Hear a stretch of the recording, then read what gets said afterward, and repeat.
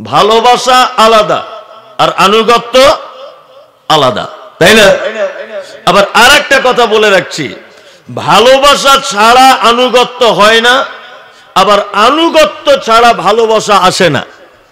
দুটোই দুটোর মুখাপেক্ষী। আচ্ছা, এখানে নবীজিকে ভালোবাসেন কারা? আমি একটা জিনিস বোঝাবো, সবাই, তাই না? হ্যাঁ, সবাই আপনারা ভালোবাসেন। এবার আপনাদেরকে বলছি, আচ্ছা এখানে তো এমন মানুষ আছে যাদের দাড়ি নেই, আছে না? যারা নামাজ পড়ে না, এরকম লোক আছে না? যারা সুদ খায়, আছে না? আছে। তার মানে ওই লোকটা নবীকে ভালোবাসে, নবীর আনুগত্য করে না। কি বললাম বুঝলেন না? একটা দাড়িওয়ালা লোককে যদি বলেন, এই হযরত মুহাম্মদ সাল্লাল্লাহু আলাইহি ওয়াসাল্লাম লোকটা খুব খারাপ লোক ছিলেন, নাউজুবিল্লাহ, এটা যদি আমি বলি, তাহলে বলুন তো এই কথাটা শুনে একটা দাড়ি নেই, নামাজ পড়ে না, সেই লোকটাও রেগে যাবে কি যাবে না? যে আমার নবীর উপরে তুমি কথা বলছো, এটা বলবে কি বলবে না? বলবে।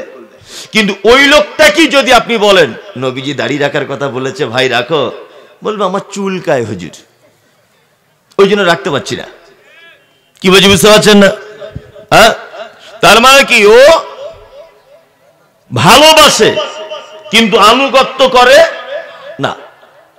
এক আজব ব্যাপার। আপনাদেরকে আমি বেশ ছোট্ট ছোট্ট ছোট্ট ছোট্ট করে কয়েকটা কথা বলছি,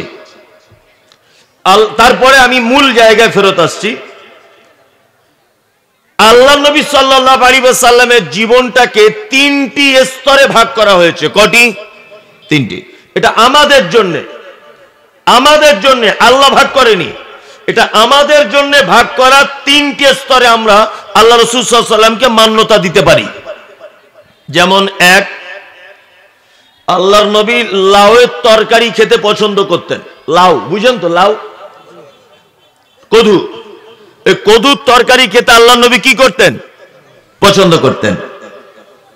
আচ্ছা বলুন তো, কদুর তরকারি খাওয়া সুন্নত না সুন্নত নয়? সুন্নত না, এটা সুন্নত নয়।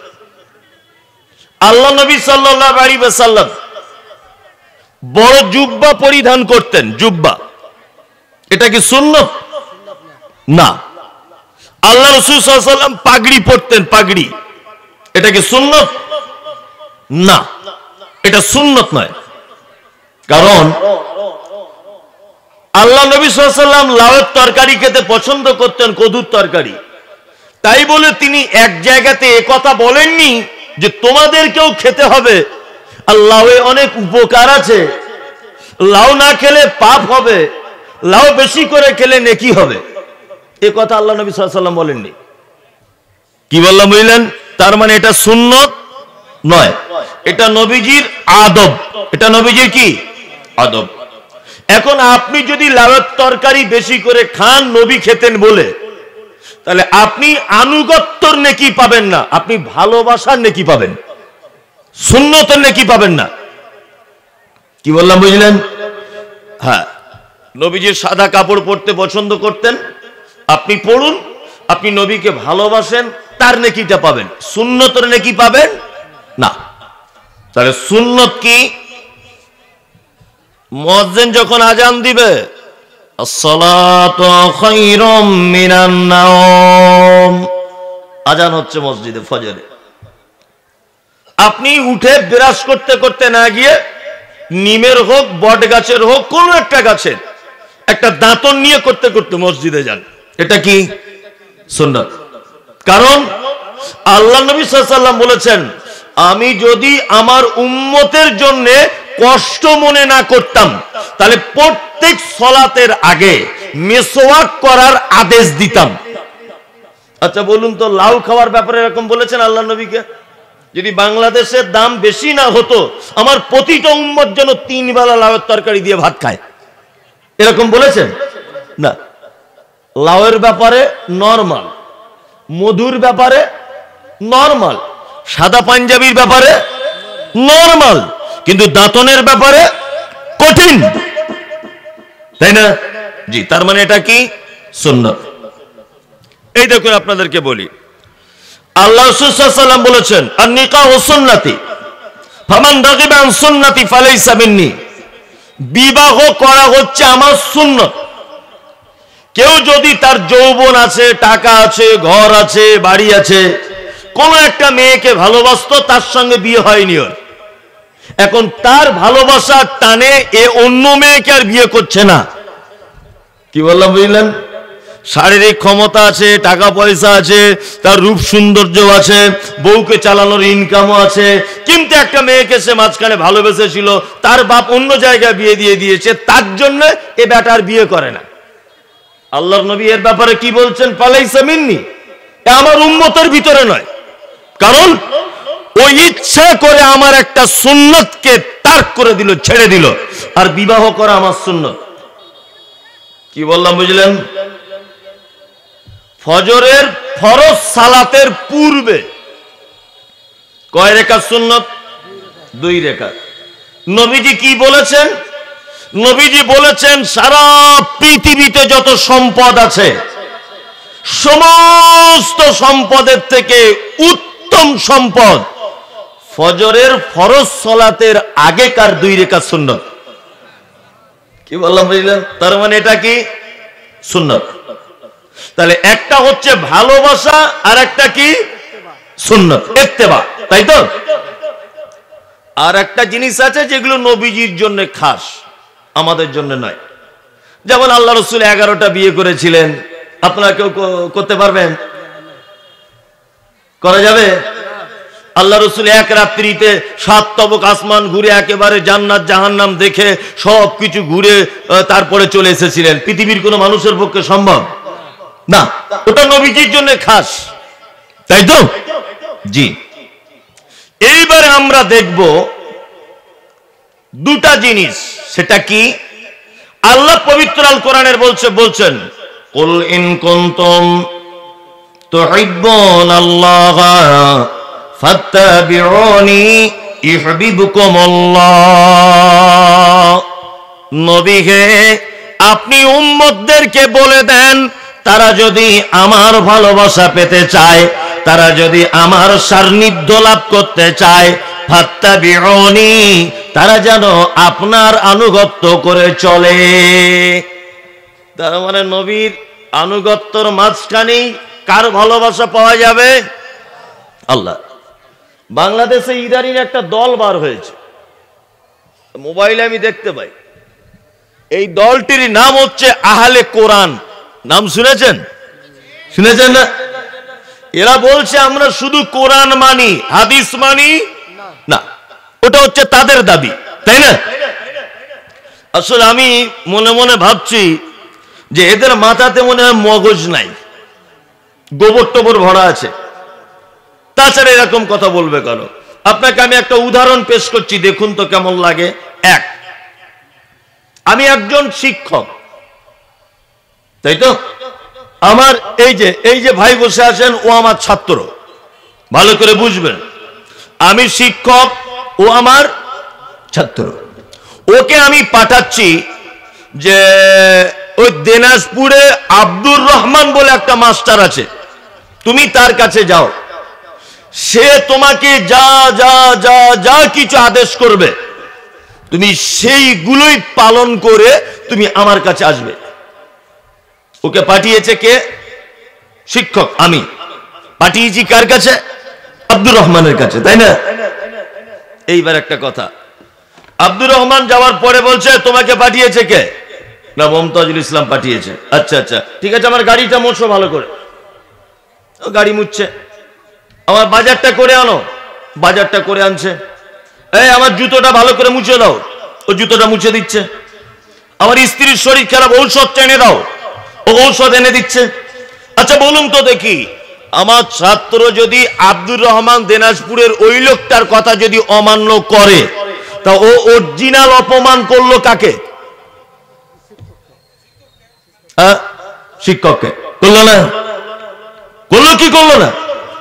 ও ওকে সম্মান করা মানে, ওর কথা মেনে চলা মানে আমার সম্মান রক্ষা করা, তাই তো? এইবার আপনাদেরকে একটা কথা বলি, আল্লাহ আমাদেরকে বলছেন তোমরা যদি আমার ভালোবাসা পেতে চাও, তাহলে আনুগত্য করো কাকে? মুহাম্মদ সাল্লাল্লাহু আলাইহি ওয়াসাল্লামকে। তাহলে আল্লাহ আমাদের শিক্ষক, ভালো করে বুঝবেন, তাই তো? আর আমরা হলাম ছাত্র। আর আমাদেরকে আল্লাহ পাঠাচ্ছেন কার কাছে? মুহাম্মদ বলে একজন লোকের কাছে, তিনি হচ্ছেন নবী। আল্লাহ বলছেন তোমরা মুহাম্মাদের কাছে যাও, ও যা যা তোমাদেরকে বলে তোমরা তাই তাই করো, যদি করো তাহলে আমার ভালোবাসা তোমরা পাবে। বুঝাতে পেরেছি? তার মানে বোঝা যাচ্ছে যারা বলছে কোরআন মানি হাদিস মানি না, এরা হচ্ছে শয়তান, পাক্কা শয়তানেরা। আল্লাহ বলছে আনুগত্য করতে হবে মুহাম্মদ সাল্লাল্লাহু আলাইহি ওয়াসাল্লামকে, আরে শয়তানরা বলছে শুধু কোরআন মানলে হয়ে যাবে, হাদিস মানা লাগবে না। কি বললাম বুঝলেন? আশ্চর্য ব্যাপার। যাই হোক, এদের থেকে দূরে থাকবেন। আর এদের যেখানেই দেখতে পাবেন গাছে দড়ি দিয়ে বেঁধে পাছার চামড়া ছাড়িয়ে গুঁড়ো লঙ্কা লাগিয়ে দেবেন,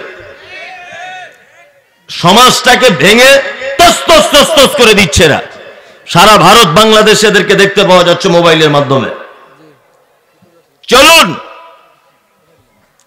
তাহলে আমাদের আনুগত্য করতে হবে, আনুগত্যর মাধ্যমেও জান্নাতে পাওয়া যাবে, আর ভালোবাসার মাধ্যমেও জান্নাত পাওয়া যাবে, তবে এক অপরকে বাদ দিয়ে পাওয়া যাবে না।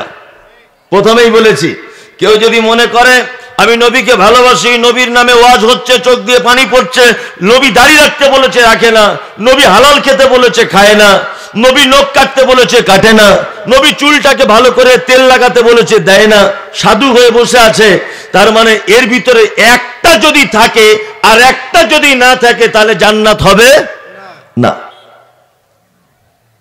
চলুন আমরা যে কোনো একটা একটা করে আগাই, নয় ভালোবাসা নয় আনুগত্য। আনুগত্যটা পরে আসছি। প্রথম লোকটার প্রতি, মানুষটার প্রতি, নবীটার প্রতি কতটা ভালোবাসা আমাদের লাগবে, সেই ভালোবাসাটার একটা চিত্র আপনাদের সামনে আমি তুলে ধরার চেষ্টা করছি। এক, আল্লাহ নবী সাল্লাল্লাহু আলাইহি ওয়াসাল্লাম বলছেন,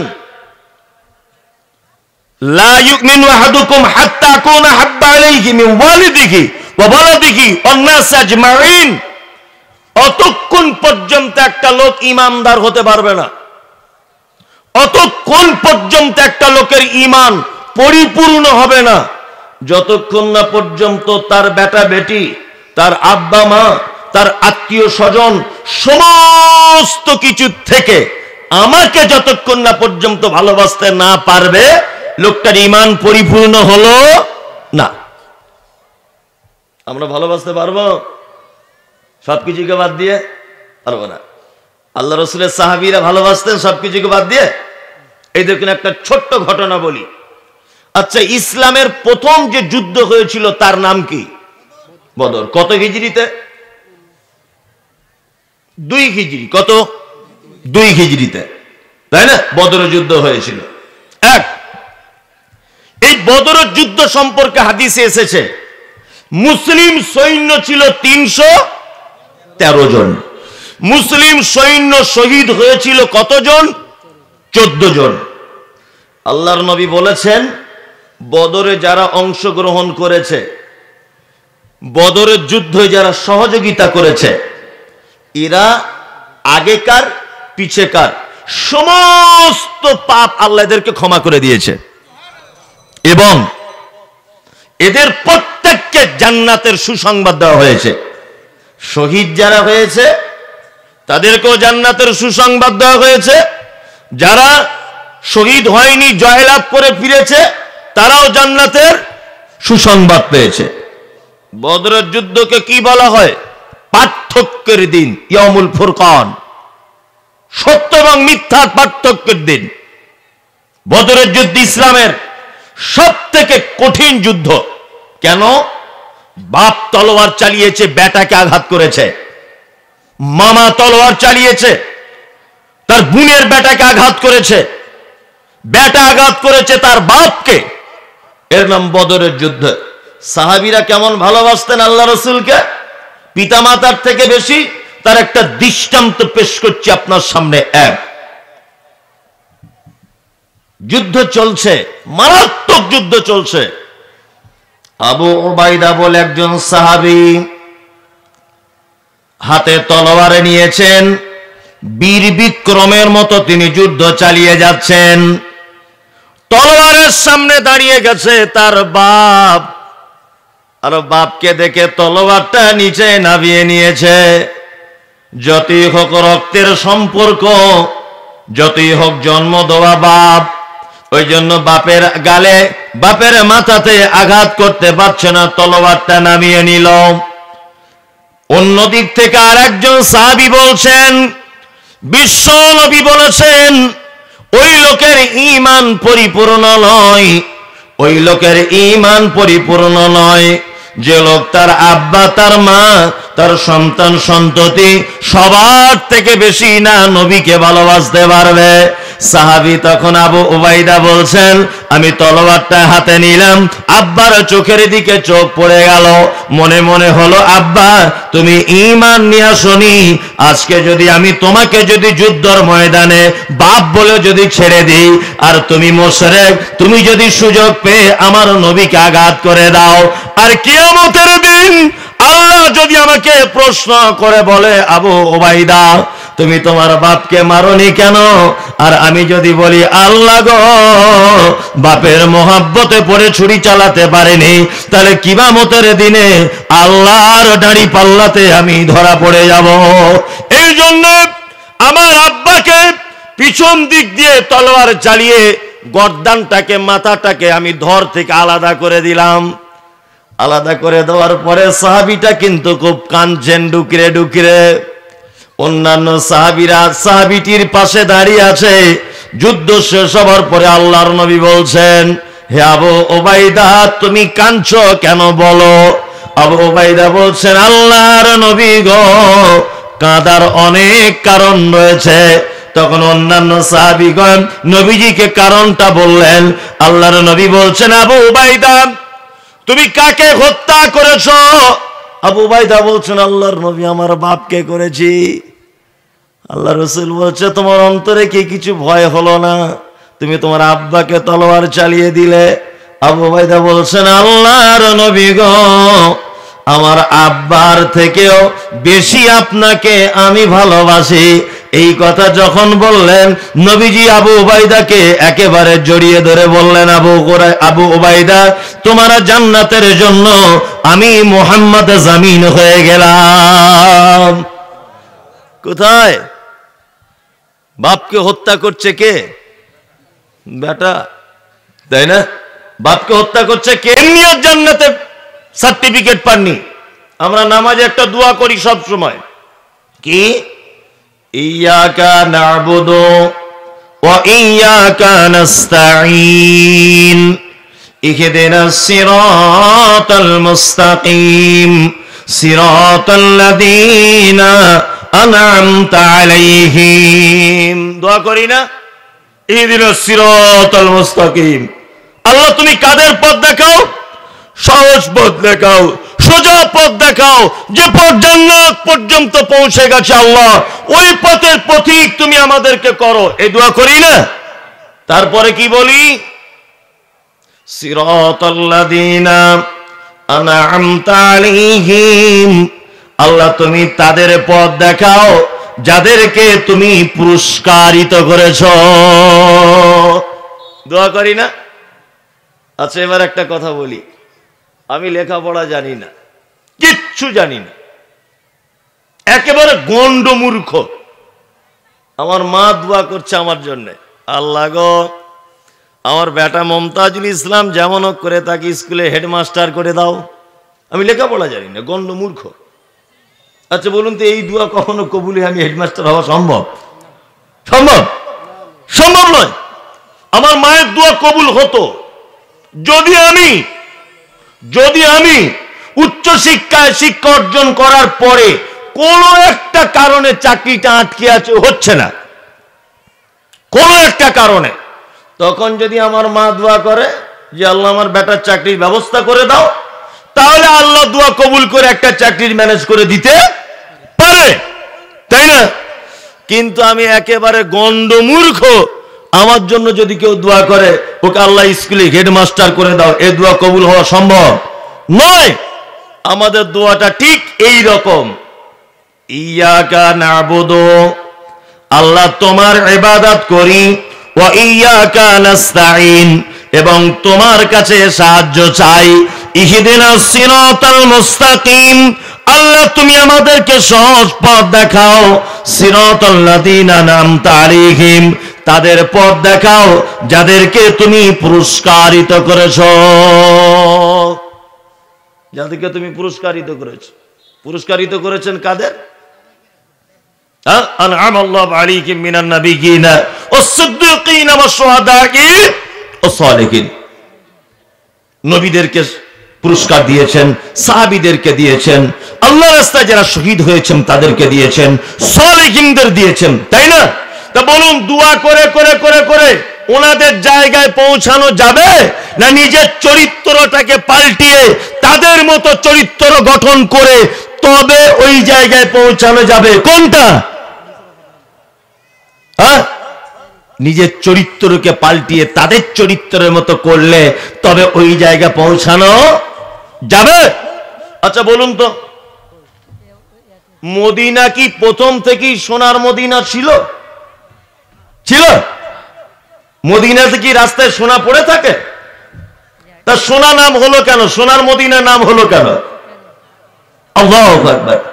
রাসূলের সাহাবীরা মক্কা থেকে হিজরত করে মদিনায় আসার পর তাদের ব্যবহার, তাদের চরিত্র, তাদের আখলাক, তাদের আল্লাহ ভীতি, তাদের পরেশগারিতা, নবী ভক্তি, আল্লাহর প্রতি প্রেম ওই মদিনা শহরটাকে সোনায় পরিণত করে দিয়েছিল। কি বললাম বুঝলেন? আগে সোনার মদিনা হয়নি, সোনার সাহাবীরা গিয়ে সোনার মদিনা তৈরি হয়েছে, তাই না?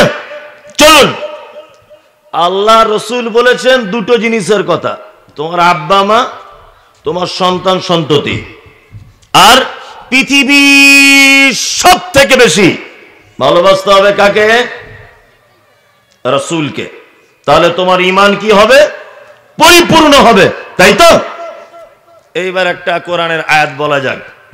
আল্লাহ সুবহানাহু ওয়া তাআলা পৃথিবীতে কয়েকটা ভালোবাসার জিনিসের কথা সিরিয়াল দিয়েছেন। কি বললাম বুঝলেন? এই সিরিয়াল দিয়েছেন কটা? 8টা। তারপরে আবার সিরিয়াল দিচ্ছেন 3টা। আল্লাহ তাআলা বলছেন এই 8টার থেকে এই 3টেকে তোমরা যতক্ষণ না পর্যন্ত ভালোবাসতে না পারবে ততক্ষণ পর্যন্ত তোমরা কামিয়াবি অর্জন করতে পারবে না। এক, আল্লাহ বলছেন কুল ইন কানা আবাউকুম ওয়া আবনাউকুম ওয়া ইখওয়ানুকুম ওয়া আজওয়াজুকুম ওয়া আশীরাতুকুম ওয়া আমওয়ালুন ইকতারাফতুমুহা ওয়া তিজারাতুন তাখশাউনা কাসাদাহা ওয়া মাসাকিনু তারজাউনাহা আহাব্বা ইলাইকুম মিনাল্লাহি ওয়া রাসূলিহি ওয়া জিহাদিন ফি সাবিলিহি ফাতারাব্বাসু হাত্তা ইয়াতিয়াল্লাহু বিআমরিহি ওয়াল্লাহু লা ইয়াহদিল কওমাল ফাসিকিন। আল্লাহ তাআলা বলছেন, এক, পৃথিবীর সবথেকে প্রথম ভালোবাসার সিরিয়াল আল্লাহ বলছেন আবাউকুম, তোমার আব্বা মা সব থেকে তোমার কাছে ভালোবাসার জিনিস।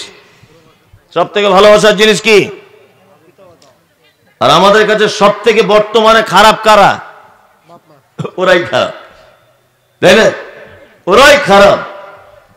আল্লাহু আকবার। বাপের বয়স এখন 80-90 বছর, চোখে কম দেখে, কানে কম শোনে, একটা কথা যদি 2 বার রিপিট করে যদি সন্তানকে বলে সন্তান বিরক্ত হয়ে যায়, হয় না? আপনার বয়স যখন ছিল 4 বছর তখন আপনার আব্বা সাইকেলে করে যাচ্ছিলেন আপনি ওই রানী শঙ্কর মার্কেটে, এখান থেকে যেতে টাইম লাগবে 1 ঘন্টা সাইকেলে যেতে। সাইকেলে বসে আপনি আপনার আব্বাকে বলছেন, আব্বা ওটা কিসের গাড়ি? তা বলছে ওর নাম হচ্ছে মাইক্রো। আব্বা এটা কি গাছ? বলছে এটা নারকেলের গাছ রে বেটা। এটা কি? বলছে এটা আম। ওটা কি? ওটা জামের গাছ। আব্বা এটা আমাদের কে হয়? এটা তোর ছোট মামা। আব্বা এটা কি? না এটা এর নাম গরু। আসার যাওয়াতে মিলিয়ে মোটামুটি প্রশ্ন করেছে বেটা 2 থেকে 500। বাপ একবারও বিরক্ত হয়ে বলেনি তাক বিয়াদব কোথাকারে এত কথা বলে, এটা কোনোদিন বলেনি। বরঞ্চ বাড়িতে এসে তার স্ত্রীকে বলেছে আমাদের আশরাফুল কথা বলতে শিখেছে। বাড়িতে থাকলে চুপ করে থাকে, সাইকেলে গেলে খুব কথা বলে, খুব কথা বলছে। কি বললাম বুঝলেন? ওই আব্বাটাই যখন বুড়ো হয়ে গেল, চোখে কম দেখে, ভাত দিয়েছেন সামনে, একটা মুরগির বাচ্চা বারবার ঘুরে ঘুরে প্লেটের সামনে আসছে। আপনার আব্বা কম দেখতে পায়, আপচা আপচা বুঝতে পারছে কিছু একটা আসছে, তখন আপনাকে বলছে আব্দুল্লাহ আরে এটা কি রে বেটা বারবার এখানে আসছে। কানে কম শোনে। আব্দুল্লাহ তখন বলছে আব্বা মুরগির বাচ্চা। তা আবার বলছে আরে আব্দুল্লাহ কি রে? বলছে মুরগির বাচ্চা আব্বা। আবার বলছে আব্দুল্লাহ কি রে? মানে কানে কম শোনে, বুড়ো হয়ে গেছে। তখন আব্দুল্লাহ বলছে শালা বুড়োটা মরে না কেন? হ্যাঁ, এত কি আর কৈফিয়ত দিয়ে পারা যায়? মরে না কেন বুড়োটা?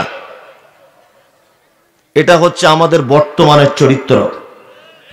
চরিত্র নয়, চরিত্র। কত আব্বা মা, উর্দুতে একটা কথা আছে, কুছ লোগ দুনিয়া মে ऐसे हैं जो तन्हाई में रोते आदमी के सामने ही ही करके হাসতে। পৃথিবীতে এমন মানুষ আছে যারা জনগণের সামনে মান সম্মান বোধের কারণে, আত্মমর্যাদার কারণে সবার সঙ্গে হাসে, কিন্তু বাড়িতে একা একা শুয়ে থাকলে নির্জনে কাঁদে, চোখ দিয়ে তাদের অশ্রু ঝরে। বর্তমান কিছু আব্বা মায়ের অবস্থা ঠিক তাই। কেউ জিজ্ঞাসা করছে কেমন আছেন, ছেলেপিলে ভালো তো? বলছে আলহামদুলিল্লাহ। কিন্তু দেখা যাচ্ছে বুড়ো বুড়ি দুজনে আলাদা রান্না করে খায়, 3টে বেটা কেউ খেতে দেয় না। রাতে তারা কাঁদে। আছেন এরকম? আছে বাংলাদেশে অজস্র আব্বা মা এরকম আছে। আল্লাহ বলছেন পৃথিবীতে সোনা দামি, মুক্তা দামি, হীরার দাম দামি, সারা পৃথিবীতে যত দামি জিনিস আছে আর যত ভালোবাসার জিনিস আছে, যত রকমের মহব্বতের জিনিস আছে, আল্লাহ বলছেন 1 নম্বরে ভালোবাসার সিরিয়ালে আবাউকুম, আব্বা মাকে ভালোবাসতে হবে। 2 ওয়া আবনাউকুম, তোমার বেটা এবং তোমার বেটি 2য় নম্বরের ভালোবাসতে হবে। ওয়া ইখওয়ানুকুম, তারপরে তোমার ভাই, ওয়া আজওয়াজুকুম, তারপরে তোমার বিবি, ওয়া আশিরাতুকুম, তোমার নিকট আত্মীয়, ওয়া আমওয়ালুন ইকতারাবতুমুহা, তোমার উপার্জিত সম্পদ, ওয়া তিজারাতুম তাকশাউনা কাসাদাহা, তোমার ব্যবসা বাণিজ্য, ওয়া তিজারাতুম তাকশাউনা কাসাদাহা, ওয়া মাসাকিন তারজাউনাহা, তোমার বাড়ি, তোমার 2 তলা বিল্ডিং। আহাব্বা ইলাইকুম মিনাল্লাহি ওয়া রাসূলিহি ওয়া জিহাদিন ফি সাবিলিহি। শোনো, আব্বা মা, বেটা বেটি, আত্মীয় স্বজন, টাকা পয়সা, বিল্ডিং বাড়াখানা, এই সমস্ত জিনিসের থেকে 3টে জিনিসকে ভালোবাসতে হবে বেশি। 1, আহাব্বা ইলাইকুম, আল্লাহকে ভালোবাসতে হবে, ওয়া রাসূলিহি, আমার রাসূলকে ভালোবাসতে হবে, ওয়া জিহাদিন ফি সাবিলিহি, আর আল্লাহ রাস্তায় জিহাদ করাটা তোমাকে পছন্দ এবং ভালো মনে করে নিতে হবে। তাহলে কোন 3টে জিনিসকে বেশি ভালো লাগবে? আল্লাহ এবং তার রাসূলকে, তারপর জিহাদকে, তাই না? আমরা আল্লাহর ভালোবাসাটা বাদই দিলাম, কারণ রাসূলকে ভালোবাসতে না পারলে আপনি আল্লাহকে পাবেন না। এবার একটা একটা প্রথম থেকে সিরিয়াল দিয়ে আপনাকে বলছি। 1, আবাউকুম, আব্বা মায়ের থেকে তাহলে বেশি ভালোবাসতে হবে কাকে? রাসূলকে, তাই না? এবার একটা ঘটনা আপনাদের সামনে আমি বলছি, আমি আল্লাহর কসম দিয়ে বলছি, আপনারা যদি বক্তব্য সবটা যদি না শোনেন, বিনীত অনুরোধ আপনি এই ঘটনাটা শুনে আপনি বাড়ি চলে যান, আমার কোনো আপত্তি নেই, কোনো আপত্তি নেই। আর দুই নম্বর হচ্ছে এই, আপনি একদম ব্যস্ত করবেন না, খুব নীরবে বসুন, এবং আপনার ভিতরে যদি ঈমান বলে যদি কিছু থাকে, এখনই আমি এখান থেকে বুঝতে পারবো যে আপনার ঈমান আছে কিনা। পিতামাতার থেকে কত ভালোবাসতেন রাসূলকে, প্রমাণে একটা আপনাকে হাদিস শোনাই, একদম সহি হাদিস, সহিহ বুখারীর 2য় খণ্ডে হাদিসটা সম্ভবত রয়েছে। আল্লাহর নবী মক্কাতে যখন ইসলাম প্রচারের কাজ গোপনে যখন চালু করলেন, গোপনে, কি বললাম বুঝলেন? এখন এই গোপনে চালু করতে করতে করতে করতে 2-1 লোক জেনে গেছে যে মক্কাতে একটা লোক আছে খুব বদমাইশ, নাউজুবিল্লাহ, এর নাম মুহাম্মদ, এ এত খারাপ লোক, ও ওর দলে লোকগুলোকে নিয়ে যাচ্ছে, এক জাদুকর। ও কি? এক জাদুকর, খারাপ লোক। চারিদিকে যখন হই হই রই রই যখন হয়ে গেল মুহাম্মদ বলে একটা জাদুকর আছে, তখন মক্কার তখনকার দিনের সব থেকে ধনী লোক, তার বেটা, তার নাম হচ্ছে মুসআব বিন উমাইর। কি নাম? মুসআব বিন উমাইর। মুসআব বিন উমাইর কে জানেন? মুসআব বিন উমাইর যে আতর ব্যবহার করত, ওর আতরের ঘ্রাণ শুকে মানুষ ঘরের ভিতর থেকে বলে দিতে পারত ওই মুসআব যাচ্ছে। মুসআবের আরেকটি গুণ ছিল, মুসআব যে জামাটা একবার পরত, ওই জামাটা দ্বিতীয়বার আর জীবনে কোনোদিন পরত না। 3, মুসআব যে জুতোটা একবার পরত, ওই জুতোটা আর জীবনে কোনোদিন পরত না।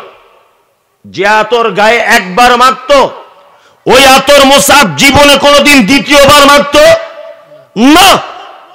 এত ধনীর বেটা। আর একটা এর আশ্চর্য গুণ ছিল। কি গুণ? মুসআবের দেখতে ছিল আল্লাহর নবীর মতো। সুবহানাল্লাহ। একেবারে কিছু কিছু লেখ আছে না, একদম সেম সেম দেখতে, মনে হয় না যে এটা আমার মামার মতো, এই লোকটা এটা আমার খালুর মতো, মনে হয় না? ঠিক মুসআবকে দেখে মানুষ দূর থেকে ভাবতো যে আল্লাহর নবী আসছে, একদম রাসূলের মতো দেখতে। মুসআব ভাবছে মক্কায় সব লোকটা মুহাম্মদকে খারাপ বলছে, আমি একবার যাই তো দেখি মুহাম্মদ অরিজিনালি লোকটা খারাপ কিনা। মুসআব খোঁজ লাগাচ্ছেন কোথায় আল্লাহর নবী থাকেন। দেখছেন দারুল আরকাম, আরকামের বাড়িতে ঘরে আল্লাহ রাসূল সাল্লাল্লাহু আলাইহি ওয়াসাল্লাম 4-5 জনকে নিয়ে লুকিয়ে লুকিয়ে কোরআন তেলাওয়াত করে আল্লাহ রাসূল সাল্লাল্লাহু আলাইহি ওয়াসাল্লাম শোনাচ্ছেন। মুসআব গেলেন আস্তে আস্তে আস্তে আস্তে গোপনে দারুল আরকামে। যাবার পরে দরজায়, কে? আমি মুসআব বিন উমাইর। যে 4-5 জন নতুন ঈমান এনেছিলেন, আল্লাহ রাসূল তাদেরকে কোরআন শোনাচ্ছেন, তারা তো ভয়ে থরথর করে কাঁপছে।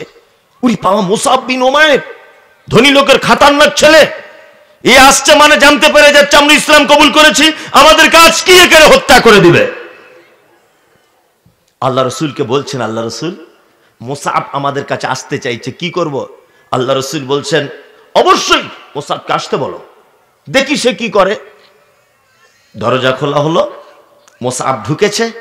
আল্লাহ নবী সাল্লাল্লাহু আলাইহি ওয়াসাল্লাম মুসআবের গায়ে হাত বোলালেন।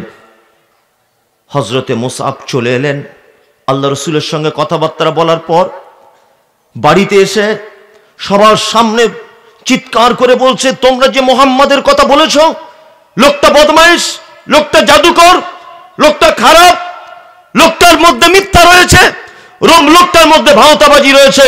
আল্লাহকে, আমি আল্লাহর কসম দিয়ে বলছি, পৃথিবীতে যত মানুষ আমি এর আগে দেখেছি, এইরকম ভদ্র মানুষ জীবনে কোনোদিন দেখিনি।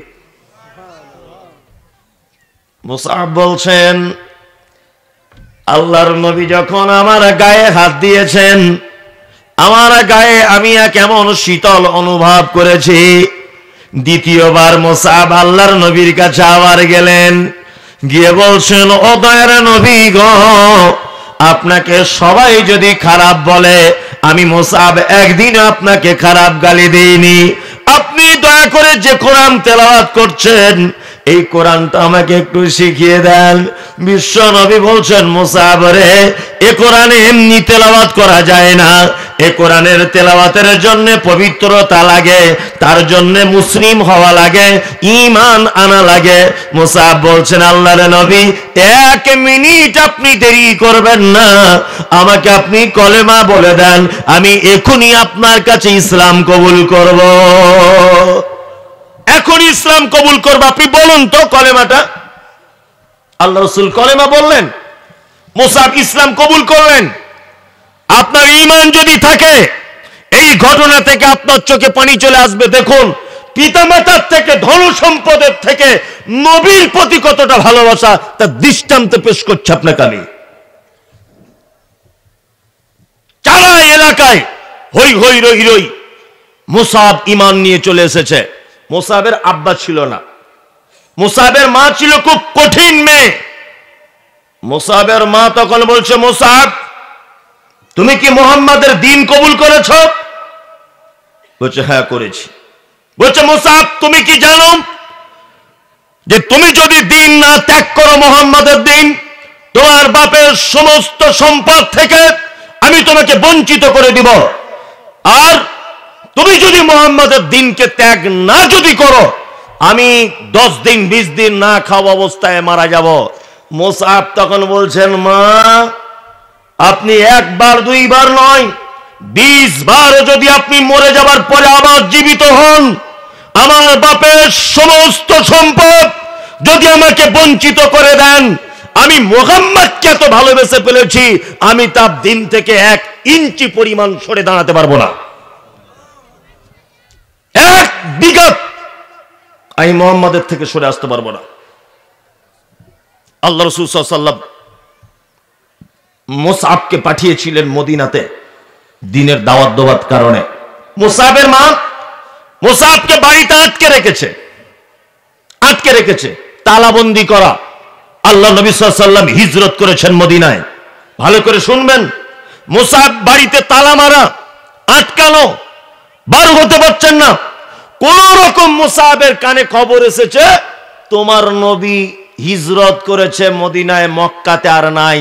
মুসআব তখন বলছে, থাকলো তোর তালা, থাকলো তোর বিল্ডিং, থাকলো তোর বালাখানা, থাকলো তোমার সম্পদ, মা, তুমি যদি আজকে আমার তালা না খুলে দাও, আমাকে যদি তুমি মুক্তি করে না দাও, এই ঘর থেকে যদি ছেড়ে না দাও, নয় তোমাকে হত্যা করব, আর নয় তোমাকে পৃথিবী থেকে বিদায় জানাবো, তবু আমাকে নবীর কাছে যাওয়াই লাগবে। মদিনাতে আমি যাব, মক্কাতে আমি আর থাকবো না, কারণ আমার নবী মদিনাতে আছেন। হযরতে মুসআবের মা বাধ্য হয়ে তালা খুলে দিলেন। মুসআব বাড়ি থেকে চলে গেলেন, পরনে শুধুমাত্র একটি জামা। মদিনায় যাবার পর আল্লাহ রাসূল সাল্লাল্লাহু আলাইহি ওয়াসাল্লাম সাহাবীদের নিয়ে মজলিসে বসে আছেন। হঠাৎ করে মুসআব গিয়ে মজলিসের সামনে গিয়ে বসেছেন। আল্লাহর নবী বলছেন, তুমি কে? তুমি না সেই মুসআব? বলছে, আল্লাহ রাসূল, আমি সেই মুসআব। মুসআব, আজকে তোমার এই অবস্থা কেন? তোমার মাথাতে উস্কো খুস্কো চুল, তোমার পরনে একটা ছেঁড়া জামা, তোমার গায়ে ময়লা, তুমি কি সেই মুসআব যে মুসআব একটা আতর একবার ব্যবহার করার পরে দ্বিতীয়বার ব্যবহার করতো না? তুমি কি সেই মুসআব একবার যে জামাটা পরার পরে দ্বিতীয়বার সেই জামা পরতো না? তুমি কি সেই মুসআব তুমি যে রাস্তা দিয়ে চলতো মানুষ তোমার গায়ে সেন্ট শুকে বলে দিতে এটা মুসআব? তুমি কি সেই মুসআব? মুসআব বলছেন, আল্লাযী নাফসি বিয়াদিহি, আল্লাহর নবী যার হাতে আমার প্রাণ, আমি সেই মুসআব বলছি, আমি তার কসম করে বলছি আমি সেই মুসআব।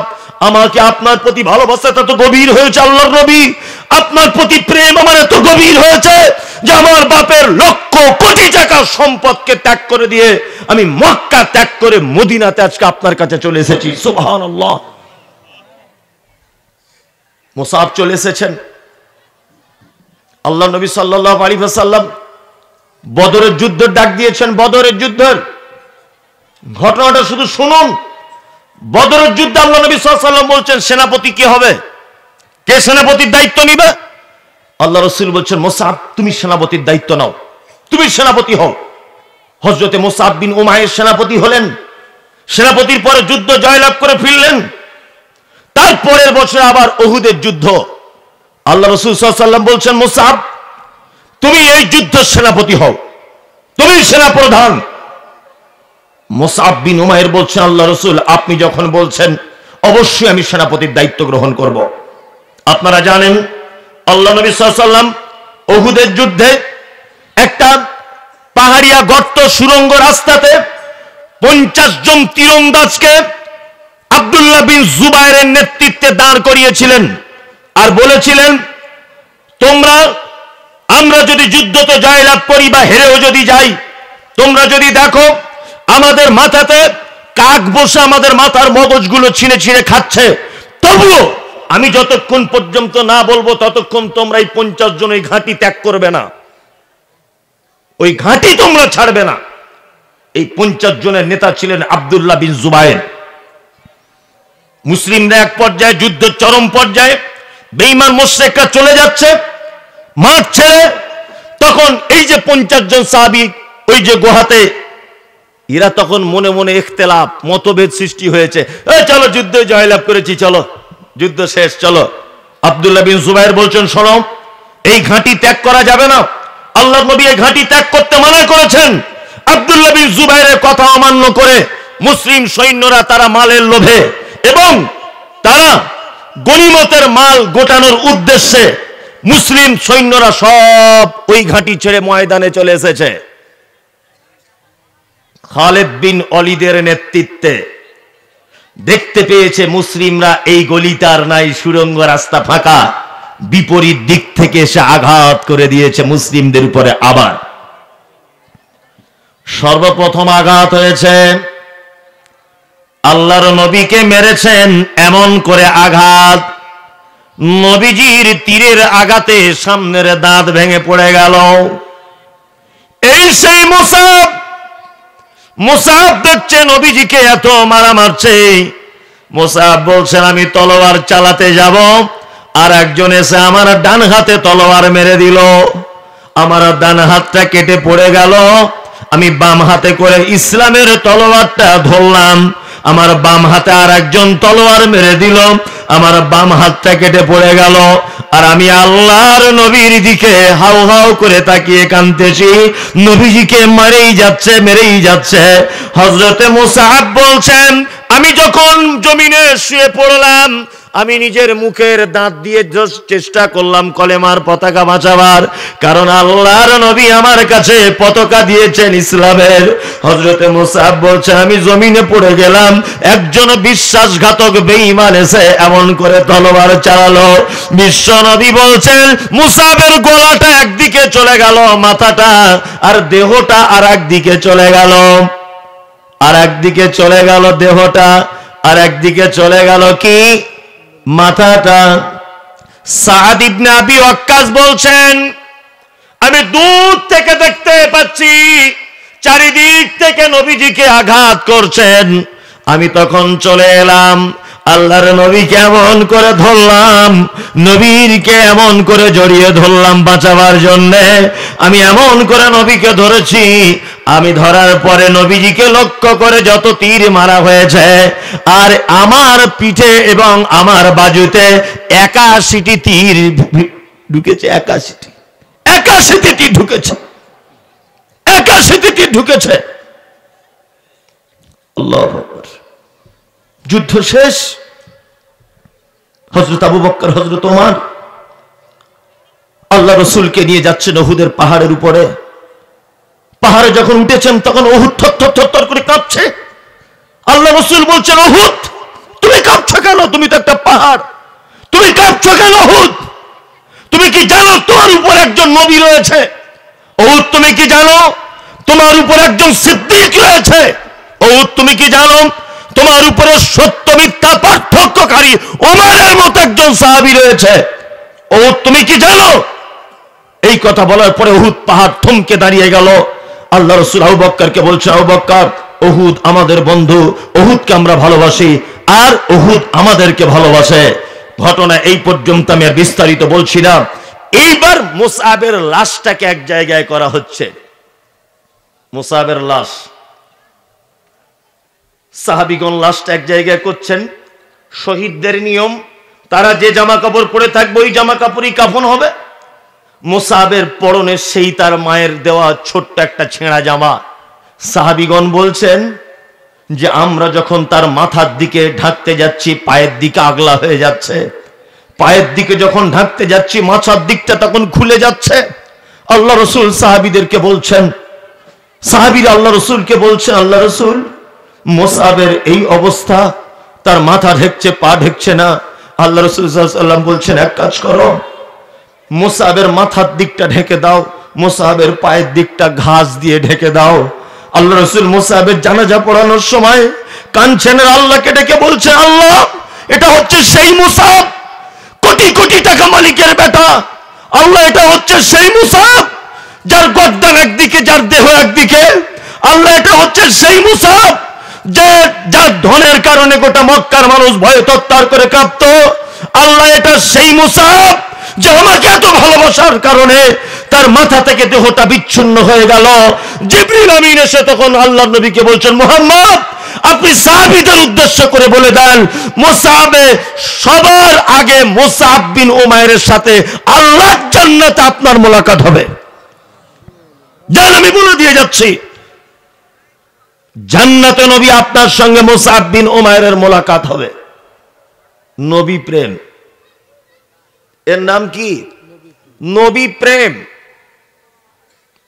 যুবক মুসআব বিন উমাইর একটা যুবক ছেলে, 15, 16, 17 বছরের ছেলে, তাই না? আর আমরা যুবক, সেই নবীর উম্মত।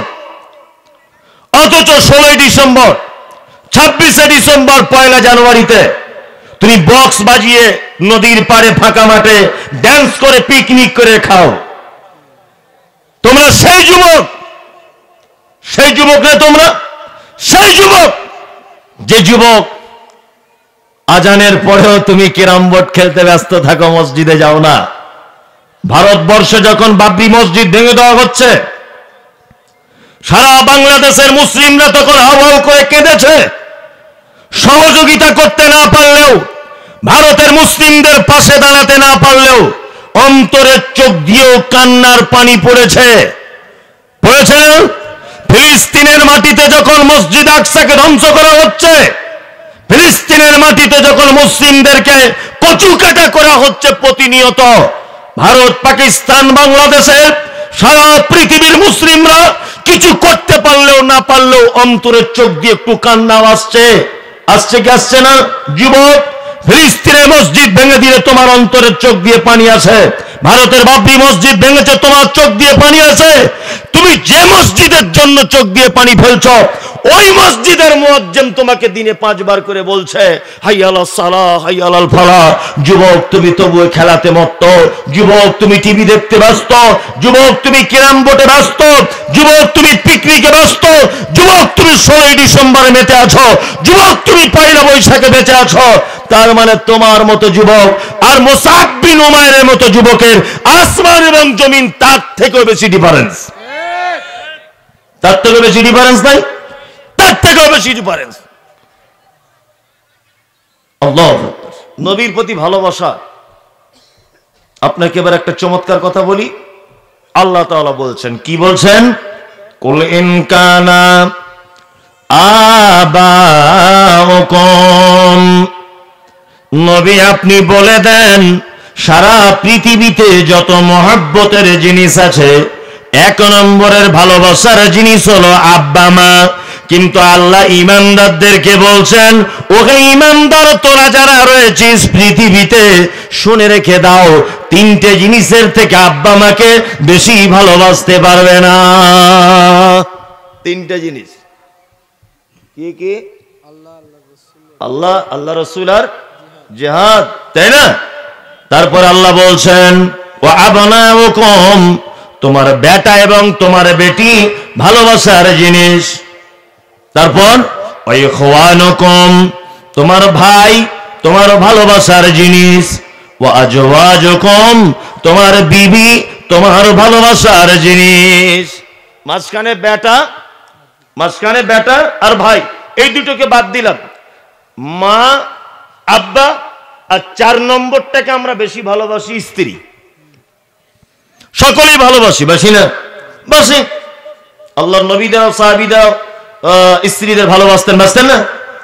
হ্যাঁ, আল্লাহু আকবার। আম্মা জান আয়েশার ব্যাপারে তো হাদিস আছে নবীজিকে ভালোবাসার, হাদিস নাই? আম্মা জান আয়েশা বলছেন, যে গেলাসে আমি পানি পান করিতাম, পান করা হয়ে গেলে নবীকে দিতাম, দেখিতাম আমি ওগো নিজ নয়নেতে, ওখানে মুখ লাগায়া নবী পান করিতেন। গোস্ত খেয়ে হাড্ডি গুলো ফেলিয়া দিতাম, চুষে চুষে খেত নবী চোখেতে দেখিতাম। আল্লাহু আকবার। পানির বোতল না এখানে? একটা পানির বোতল, পানির বোতল আনো একটা। আম্মা জান আয়েশা বলছেন, যে গেলাসে আমি পানি পান করিতাম, পান করা হয়ে গেলে নবীকে দিতাম, দেখিতাম আমি ওগো নিজ নয়নেতে, ওখানে মুখ লাগায়া নবী পান করিতেন। গোস্ত খেয়ে হাড্ডি গুলো ফেলিয়া দিতাম, চুষে চুষে খেত নবী চোখেতে দেখিতাম। আল্লাহু আকবার। আল্লাহ নবীর বিবি আয়েশা আল্লাহ রাসূলকে ভালোবাসতেন, বাসতেন না? আম্মা জান আয়েশা বলছেন, আমাদের বাড়িতে একটা নতুন চাঁদ দেখা গেছে, তারপরে আর একটা নতুন চাঁদ দেখেছি, তারপরে আর একটা নতুন চাঁদ দেখেছি। 3টে নতুন চাঁদ চলে যাওয়ার পরেও আমাদের বাড়িতে উনুনে আগুন জ্বলতো না। তার মানে কোনোদিন খাওয়া হতো, কোনোদিন খাওয়া হতো না। আম্মা জান আয়েশা বলছেন, এত অভাবের সংসার, এত কষ্টের সংসার, তারপরেও নবীজি আমাকে এত ভালোবাসতেন। আমি গেলাসে পানি পান করে ওই গেলাসটা দস্তরখানের উপরে রেখে দিয়েছি।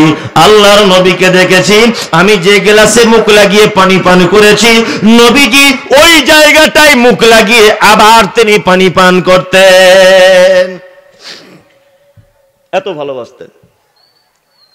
আর আম্মা জান আয়েশা বলছেন, আমি গোস্তটা খেয়ে হাড্ডিটা ফেলে দিয়েছি, নবীজিকে দেখেছি ওই হাড্ডিটা আবার দস্তরখান থেকে তুলে নিয়ে চিবিয়ে চিবিয়ে নবীজি খেতেন। এত প্রেম ভালোবাসা ছিল। আমাদেরও তো আছে আলহামদুলিল্লাহ, আছে না?